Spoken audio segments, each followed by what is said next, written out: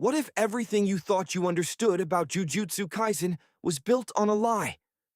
Not a simple misdirection, not a minor plot twist, but a fundamental deception woven into the very structure of the world Gege Akutami created. Season 3 is not just another arc. It is the moment the story stops being a battle manga and becomes something far more disturbing, a tragedy designed from the very beginning, where the heroes were always going to lose, and the real question was never whether they could win, but how much of themselves they would destroy trying. Welcome back. Today we are going inside the manga chapters that form the backbone of Jujutsu Kaisen Season 3, the Culling Game arc. What it means, what it reveals, and why the decisions made in these pages represent the most ambitious and divisive storytelling in the entire series. By the end of this video, you will understand why this arc is not a detour. It is the destination the story was always moving toward. To understand why Season 3 matters, you have to understand what was lost at the end of Season 2. Shibuya was not just a battle, it was a systematic destruction of every safety net the story had built. Gojo Satoru, the single most powerful sorcerer alive, sealed inside the prison realm. Nanami dead. Nobara gone under circumstances deliberately left ambiguous. And Yuji, the protagonist, branded a criminal by the very institution he served. When Season 3 begins in the manga, the world is not in danger of falling. It has already fallen. The Culling Game is the aftermath. Kenjaku, whose true identity and centuries-long manipulation we finally begin to understand in this arc, has activated a ritual that transforms Japan into a closed arena. Sorcerers, civilians awakened to cursed energy by Kenjaku's prior machinations, and reincarnated ancient jujutsu practitioners are all thrown into a death game with one rule that matters above all others: kill or be consumed by the rules themselves. Points are accumulated through murder. The colony barriers trap people inside, and Kenjaku watches from a distance, tending his experiment like a gardener who has been planting seeds for 1,000 years. This is where the manga begins to reveal Kenjaku's true goal, and it is significantly more disturbing than simple world domination. Kenjaku does not want power, he wants evolution. He believes humanity's merger with Tengen, the immortal sorcerer whose barrier techniques protect Japan, will produce something entirely new, something beyond human. The Culling Game is not about killing people, it is about accumulating enough cursed energy, enough death and suffering, to fuel a transcendence event.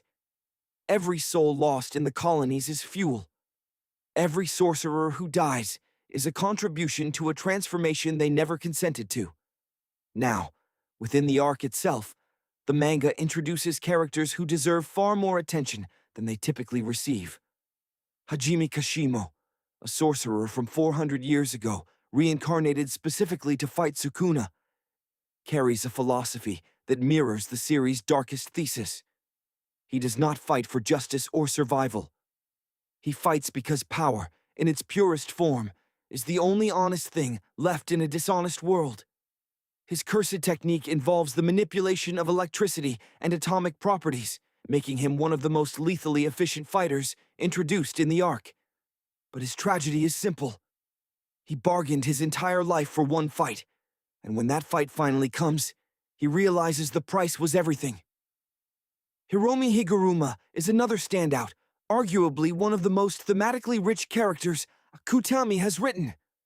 A former defense attorney who awakened to cursed energy during the Culling Game, Higuruma's technique is built around a courtroom.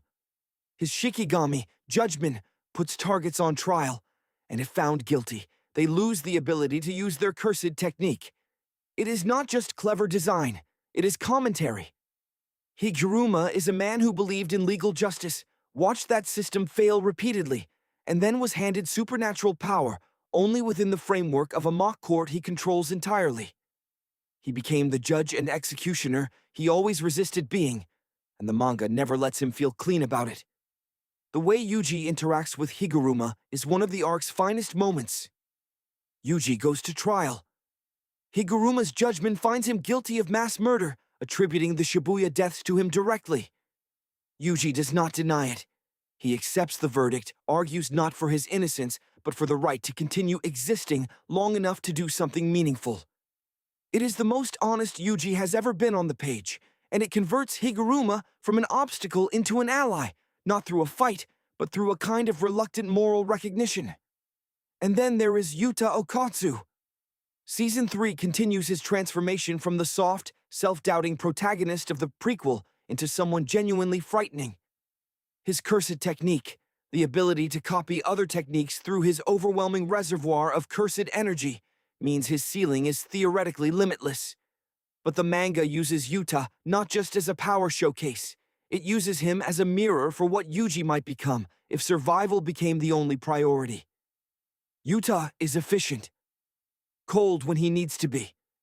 The compassion is still there, buried, but the arc repeatedly forces him to make decisions that the Yuta of Jujutsu Kaisen 0 never could have made without breaking completely. Spoiler warning for manga readers who have reached the deepest chapters of the culling game. What the arc builds toward is not a victory, it is a convergence. Every thread, Yuji's identity as Sukuna's vessel, the truth behind Kenjaku's plan, the question of what Tengen actually is and what the merger would produce, pulls tighter until the resolution stops feeling like a conclusion and starts feeling like an avalanche. Looking forward, the implications of Season 3's manga material fundamentally reshape the final act of the series. If the culling game succeeds, even partially, the world changes in ways that cannot be undone by sorcerers winning a fight. This is not a villain to be defeated. It is a process already in motion. The predictions that follow logically from the established lore suggest that Yuji's role will shift from combatant to something closer to a witness or a final variable in an equation Kenjaku wrote centuries ago. Whether the ending Akutami is building toward is redemptive or simply honest remains the central tension of everything that follows. Season 3 of Jujutsu Kaisen is not the arc where the heroes rise to meet the challenge. It is the arc where the challenge reveals itself to have been larger than anyone imagined, designed by someone patient enough to wait a millennium for it. The manga chapters that form its foundation are dense, morally complicated, and occasionally brutal in ways that have nothing to do with animation budget or fight choreography. They are brutal in what they ask of their characters, and by extension, what they ask of the reader. The real question Season 3 leaves you with is not who will win. It is whether winning in a world this broken means anything at all.